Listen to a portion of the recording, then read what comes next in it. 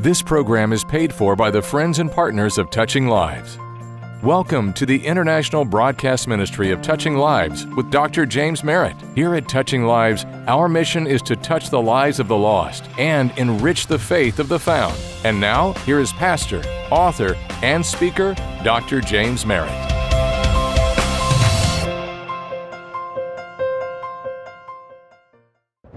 So Paul lays down a general principle. And here's the principle Paul lays down. He said, look, there were people that were saying, I have the right to do anything you say. Now, Paul's quoting what these people are saying. He says, you know what? You're right, but not everything's beneficial. Well, I have the right to do anything. Paul says, well, yeah, but not everything is constructive. And then he lays down this big principle. No one should seek their own good, but the good of others. Now, that helped to move the ball down the field a little bit, but the question was still out there. So, Paul, now you've raised another question. You say I ought to do good for what's somebody else, not for me, but how do you determine what's good for the other person? In other words, how do you know what to do when you're not sure what to do? How do you know whether you should eat or you shouldn't eat? How do you know whether you should drink or you shouldn't drink? And Paul says, I'm so glad you asked that question. Because there's really a bigger question behind the question. And the easy answer to the question is you got to figure out why you're even here to begin with. What is your purpose? Why did God put you on this planet? Why are you alive right now? And he says, let me tell you why. I'm going to tell you the one purpose of why you're here. As a matter of fact, it's the purpose of the church. As a matter of fact, in the grand scheme of things, it is the purpose of everything that's ever been created in this world and everyone living on this world. So Paul says, let me drop this bomb on you. And here's the bomb. So whether you eat or drink or, let's say this real loud. What does that say? Whatever. Or whatever you do it all for the glory of God. Do it all for the glory of God. Now here's the kicker. You ready? You will never understand the purpose of your life. You will never accept the purpose of your life. You will never practice the purpose of your life unless you understand one thing about your life. And I'm going to tell you right now, some of you are not going to like this at all because it's going to radically change your lifestyle if you believe what I'm about to tell you. But you've got to get this down. I'm telling you right now, you're going to live a wasted life. You ready? It is not about me. Your life is not about you. We were not put here for our gain. We were put here for His glory. We were not put here for our gain. We were not put into this life to see what we could get out of it. We were put in this life to see what we could give to the one that gave us life to begin with. That's why we're here. That's why you're here. That's why I'm here. So Paul says, let's just settle once and for all why we ought to do what we do. And here's the great thing. Once you finally realize this is my one major purpose in life, Paul says once you start achieving that purpose, there are two other unbelievable benefits that will come out of your life that will make the greatest impact on others you could ever hope to have. All right, so what's the purpose? Number one, we are to seek God's glory. That's what we're here for. We are to seek God's glory. Now remember, Paul is dealing with a situation where you want to do the right thing, you do, but sometimes you're just not sure what the right thing is. So here's the principle. Now watch what Paul says. He says, look, you're free to do as a believer what you can do. That's true. But you're not always free to do what you want to do. Why? Because you should always seek the good of others before your own. Okay, so Paul, what does that mean when we come dealing with this whole meat deal that's been sacrificed, to idols? He says, well, on the one hand, eat everything sold in the meat market without raising questions of conscience, for the earth is the Lord's and everything in it. In other words, Paul says, you know what? A lot of you have a point. Meat's meat, tastes the same, no big deal, not a problem. If you go buy meat and you take it to your house and you'll go to the big green egg and you want to eat it, eat, drink, and be merry, for one day you're going to die. That's fine. But then he says, but on the other hand, if someone says to you, this has been offered in sacrifice, then do not eat it, both for the sake of the one who told you and for the sake of conscience. So Paul says, well, here's the answer. Paul, should I eat meat sacrificed to idols or should I not? Paul says, well, sometimes you can and sometimes you can't. And sometimes you should and sometimes you shouldn't. And then that raises the question, okay, how do you know which is which? How do you really know when you should do it or you shouldn't do it? When is it good for others or not? Paul says again, I'm glad you asked that question because if you'll settle this, you'll know what to do. So whether you eat or drink, and Paul said, hey, while we're in the territory, let's just tell you this, whatever you do it all for the glory of God. Now that raises a big question. What do you mean by the glory of God? Well, the word glory literally means something that is worthy of complete praise and something worthy of complete honor. So when you read about the glory of God, what you're reading about is the greatness of God and the grandeur of God and the goodness of God. Now, when we talk about seeking God's glory, there are several things you have to keep in mind, all right? First of all, listen carefully. God doesn't just deserve glory. God is glory. He is the only being in the universe that radiates glory. So in one sense, can I be honest? Even though we ought to give him glory, he doesn't need us to give him glory so he will have glory. He's already got glory. So if we came into the church today and I said, let me tell you what we're not going to do today, folks. We're not going to praise God. We're not going to exalt God. We're not going to elevate God. We're not going to honor God. We're not going to bless God. We're not going to do that today. Guess what? He still have glory. He still have praise. He still have honor. He still be gracious. He still be great. He still be good. And yet Paul says, but we are to give him glory and we are to recognize his glory. Well, I don't understand. If he doesn't need it, why should I do it? Because he's God and he deserves it. So the point is, you don't add to his glory when you give him glory, and you don't take away from his glory if you don't give him glory. But Paul says our major purpose is to talk and walk and live our lives in such a way that we always recognize his glory, exalt his glory, and proclaim his glory. Now here's what this does for you. As you begin to live your life and you begin to say, I want to do everything I do today, go everywhere I go today, say everything I say today, think everything I think today, act in every way I act today. I want to do everything for your glory. The reason why that's such a great thing is because it reminds you, my life is not about me. I'm not here for me. I'm not here for my good. I am here for your glory. So then you finally realize, you know what? It's not about what we do that counts. It's why we do it and who we do it for. Now that's hard. Let me tell you why that's such a hard thing for us to do. Give you an illustration. Have you ever noticed that if somebody sends you a group picture, okay? So somebody emails you or they text you a group picture. Now let's all be honest. Don't look at me real holy right now. Let's just all be honest. So you get this group picture. Somebody tell me, you're in the picture now, you're in this picture. What is the first thing you look for? You. You don't give a rip what anybody else looks like. If that woman is drooling off her mouth, you couldn't care less. If that guy's cross-eyed, doesn't matter. If part of his hair is sticking up and he doesn't have any hair on the other side, it doesn't matter to you. You're looking at one thing, how do I look? And guess what? If you look good, you go, that's an awesome picture. Right? But it doesn't matter if everybody else is in a tuxedo and a princess gown. If you look bad, the picture's gone. Why is that? Because we were all born with a default setting in our mind that said, it's all about me. My life is about me. That little baby that Alex has, that little bitty baby's what, 2 months old now? You know what that baby's thinking every day? It's all about me. That baby cries in the middle of the night. You know what that baby's saying? It's all about me. That diaper's wet, that baby's crying. You know what that baby's telling that mom and dad? It's all about me. But I'm tired. I don't care if you're tired. It's all about me. I don't want to feed you right now. I don't care. I'm hungry. It's all about me. We are born with that default setting. It's all about me. There's only one problem with that. It's not. It never has been about you. It is not about you. It will never be about you. It's all about him. So here's the good news. It's not about whether we succeed or fail. It's not about whether we're having good days or bad days.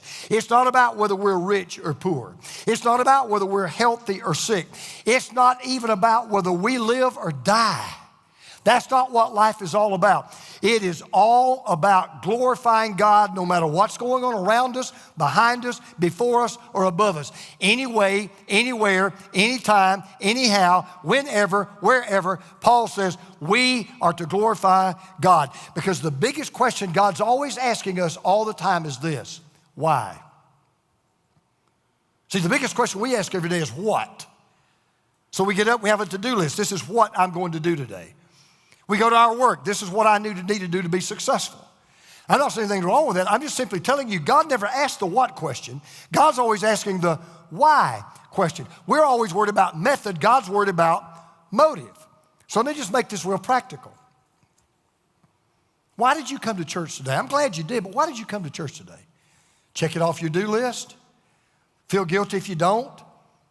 Want to try to check out and see what the message is about? That's all well, that's all good. But if you came to church today for any other reason than to glorify God, God writes down 0. Why do you give financially to God's work? Because I get a tax deduction. If that's why you give to God's work, you know what God writes down? 0. If I get in my study and I do every week, and I bust it every week trying to give the very best message I can, and I do. I'm not saying that to brag, I just do, and I hope it shows. I'm out there, I'm really getting with it. But you know what? If I do that, so you come up to me after the service and tell me what a great preacher I am, God writes down 0. If I get up here and sing, but I get up here and sing so you hear what a beautiful voice I've got and you'll brag on what a great musician I am, God writes down 0. That's why you ought to hang a bright, flashing neon sign over every decision you make, every habit you practice, every word you say, every action you take, every trial you go through, every word that comes out of your mouth, every bit of food or drink that goes into your mouth. You ought to be asking this one sign ought to be shining all the time, all to the glory of God. The question is not, will this make me popular or more accepted? The question is not even, okay, will this get me where I want to go? The question is always, will this glorify God?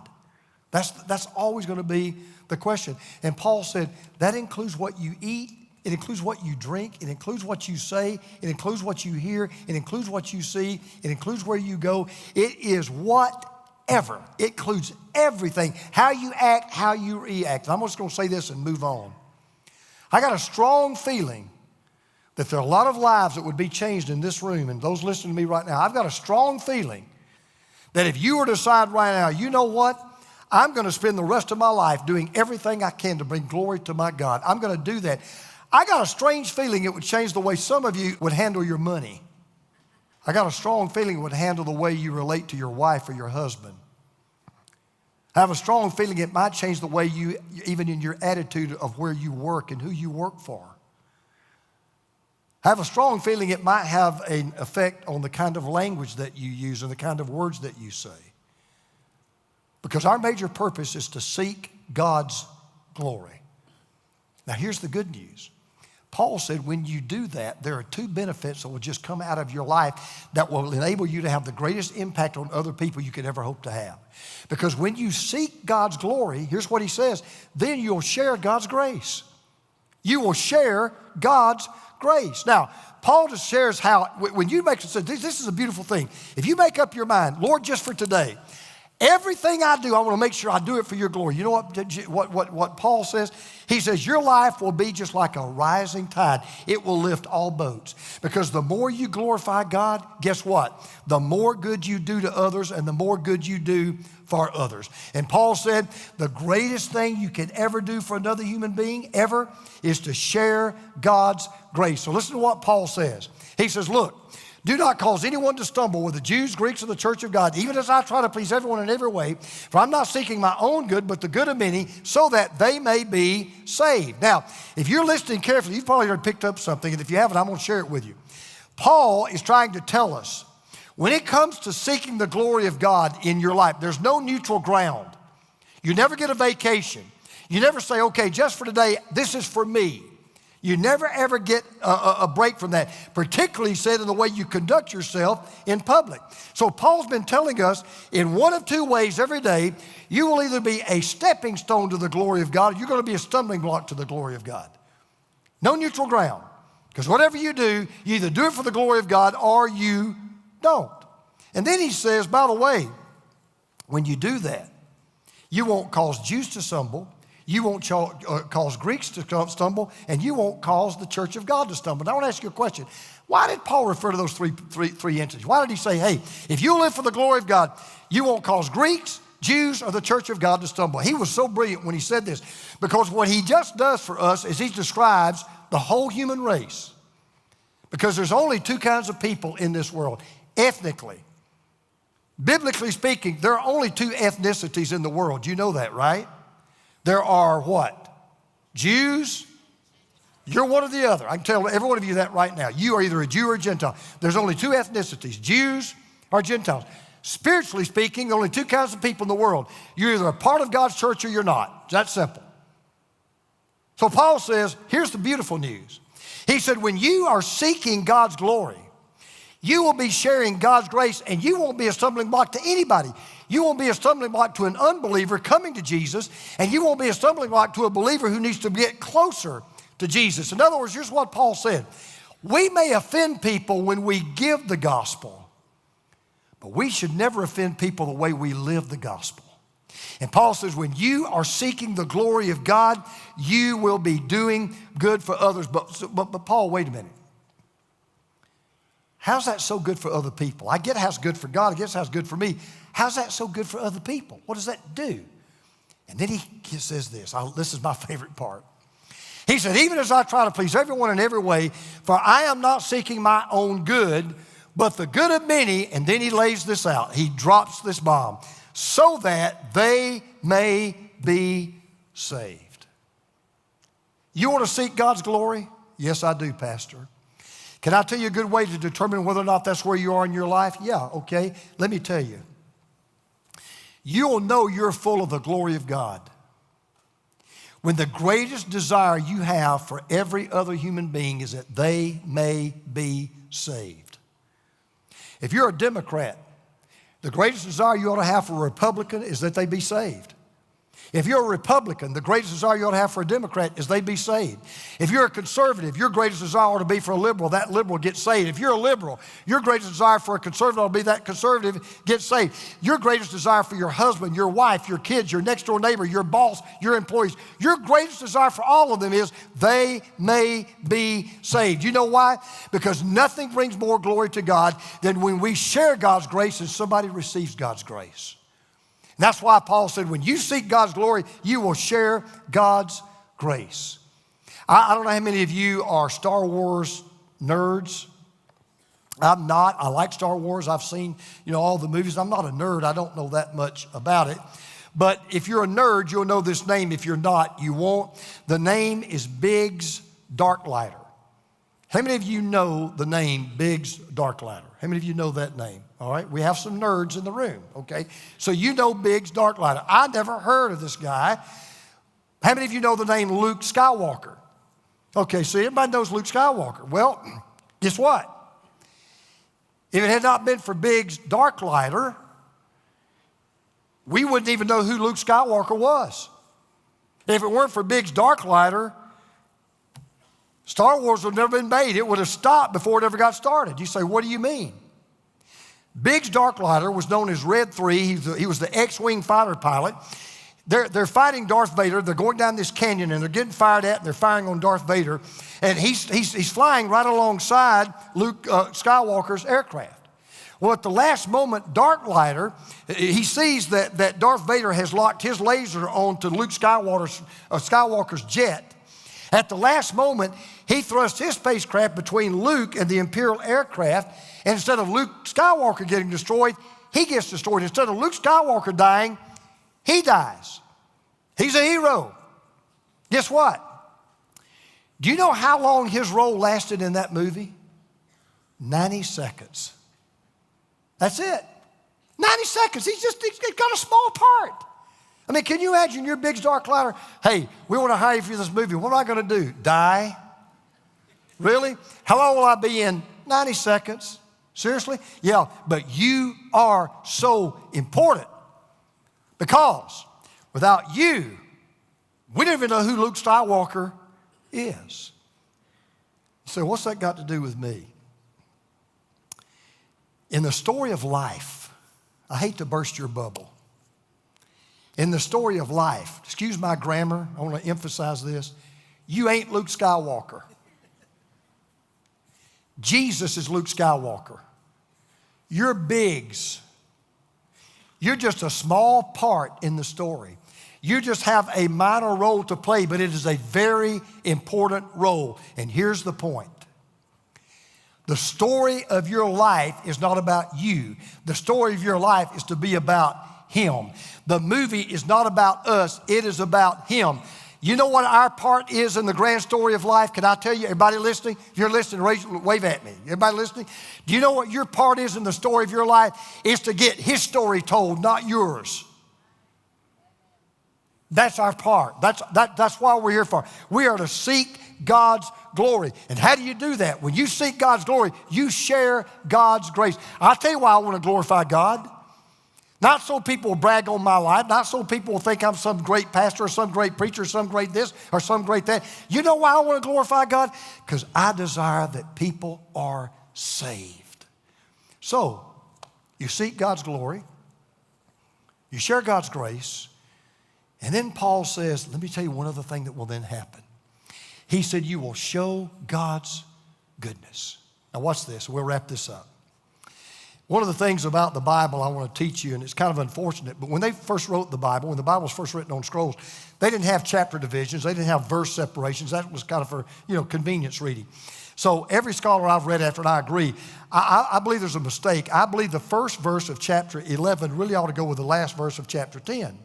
So Paul's just got through saying, whatever you do all to the glory of God. And then he makes this incredible statement. Listen to what he says. He says, follow my example as I follow the example of Christ. Now, I'm not kidding you. I'm in my study, I'm reading that, and I put my Bible down, and I go, good grief. Man, Paul, you were so committed to seeking God's glory, and you were so committed to sharing God's grace, you could actually say, hey, you want to know how to do this thing called the Christian life? Follow me. Get in my footsteps. Imitate me. Follow me, even as I follow the example of Christ. Well, wait a minute. Time out. What example did Jesus set? What are you talking about? How does this relate to the glory of God? All right, I'm going to tell you something I guarantee you've never heard before. Why did Jesus come to planet Earth? Every one of you would say the same thing. Oh, He came to die on the cross for our sins. Let me ask it another way. What is the primary purpose Jesus came to this earth? You say, well, it was to die on the cross, save us from our sins. No, that wasn't the primary purpose. It's not what He said. Do you know why Jesus Christ came to this earth? Buckle your seatbelt. It was for this very reason I came to this hour. Father, glorify your name. Jesus said, you know why I came? I came to glorify my Father. If you think about it, you go back and look at the life of Jesus, you know what you'll find? Everywhere Jesus went, what was He doing? Seeking God's glory, sharing God's grace, showing the Father's goodness. And here's the amazing thing that Paul says, and I hope you'll buy into this. Paul said, what was true of Jesus is true of me. And what's true of me can be true about you. I was reading the other day, I love this story. It's a true story. There was a mother from Costa Mesa, California. And she told about one Monday morning she got up, she had a little 3-year-old boy. She got up one Monday morning, they'd gone to church the day before. She got up on one Monday morning, and she said normally her son would do what other 3-year-old boys would do. You know, he'd get up, watch cartoons, play, and all that kind of stuff. She said she got up that morning, and as soon as her son got up, she said, everywhere I went, he was right on my heels, everywhere I went. Followed me everywhere. She said, I couldn't get anything done. I couldn't mop the floor. I couldn't vacuum the carpet. I couldn't make the bed. She said, every time I turned around, I'd almost fall all over him because he wouldn't just get away from me. She tried everything. She tried to turn on the TV. She tried to give him breakfast. She tried to get him to play with the puppy. She tried to get him to get on the iPad. She tried every single thing. She said, he just wouldn't get out of my way. She said, every time I'd say, why don't you go do this or go do that? He said, that's all right, Mommy. I'd just rather be in here with you. She said, after about 2 hours, she just couldn't take it anymore. She sat him down and she said, son, why do you keep following me everywhere? And that little boy said, well, Mommy, my Sunday school teacher told us yesterday that we ought to walk in Jesus' footsteps. But I can't see Jesus, but I can see yours. Let that sink in. There's a world out there, fellow Christians. They can't see the Jesus we believe in. They can't see his steps, but they watch yours every single day. Every day. Paul says, follow my example even as I follow Christ. So let me just ask a very penetrating question. Very penetrating. Are you living for Christ in such a way, constantly seeking God's glory, sharing God's grace, and showing God's goodness, that you would be thrilled if people walked in your footsteps and honored if they decided they were going to imitate your life in the same way that you imitate Christ? Yes, we are asking you to invest in God's work through this campaign, because when you invest in God's work and you do it for the right reason, you're seeking his glory. When you invest in God's church, you're sharing God's grace. And when you do it out of gratitude for what God has done for you, you are showing God's goodness. That's what you're doing. So, close your Bibles, put down your iPads, quit thinking about the restaurant where you're going to for a minute. Give me 2 more minutes, we're done. Don't worry about the virus. How many of you in your house have duct tape in your house? Somewhere you have duct tape. Okay, most of you do. Okay? Let me tell you about duct tape. You'll love this. We're told that duct tape can repair just about anything. It seems like its purposes are endless. Well, guess what? So these technicians get together and they do this study. And you know what they found out? Duct tape doesn't succeed well at the purpose for which it was created. Scientists at Lawrence Berkeley National Laboratory in California found out duct tape is not a good product for sealing ductwork. Max Sherman, a physicist who conducted these experiments to monitor the effectiveness of air conditioning and heating sealants, said, and I'm quote, what we found was that duct tape almost always failed. In fact, the failure rate results in approximately 30% of the heat or cool air generated in an average home to be lost in the attic or the wall space because of poorly sealed ducts. So here's what they found out. You can do a lot of stuff with duct tape. You can patch a ripped bicycle seat. You can seal off the leak of a radiator hose. You can secure a broken window. You can even tape an alligator's mouth shut. Georgia does it every year now. You knew that was going to get in there, right? But you can't even depend upon duct tape to fulfill the primary purpose for which it was created. And here's the thought. Here's a thought, Thrill. How many duct tape Christians are walking around the world today? Oh, you're getting a lot done. You got the college degree. You're living the dream, driving the car, living in the house, checking off the religious box. But your major purpose, if you to wake up and look in the mirror and all of a sudden realize it's not about me. It's all about him. We were not put here. We were not put here for our gain, but for his glory. So here's the wonderful news. When you seek the glory of God and you share the grace of God and you show the goodness of God, you're showing a world out there that needs to hear it more than ever. It's not about me. It's not about you. It's not about us. It is all about him. This October, join Dr. James Merritt and friends in beautiful Branson, Missouri for the 2021 Mountaintop Conference. This Ozark city offers something for everyone, from world-class dining and live entertainment to unique shopping and outdoor recreation. There is an adventure waiting for you. This event will feature powerful preaching daily from Dr. Merritt, and joining him will be his friend Bellevue Baptist Church's Dr. Steve Gaines. You will also get to hear from the legendary Oak Ridge Boys when they stop by to share some of their story. Enjoy incredible music from Grammy Award-winning Guy Penrod and one of Christian music's biggest artists, Crowder. Visit mountaintopconference.com for all the details and reserve your spot today.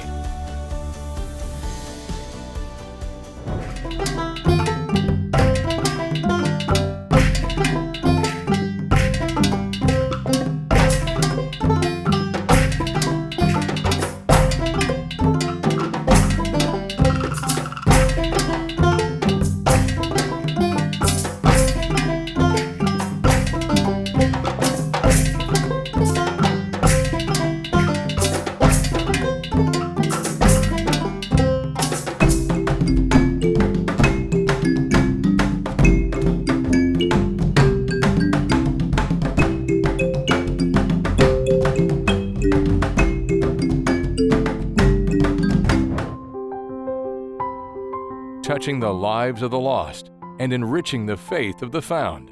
This is Touching Lives with Dr. James Merritt. This broadcast is made possible by the grace of God and your faithful prayers and gifts.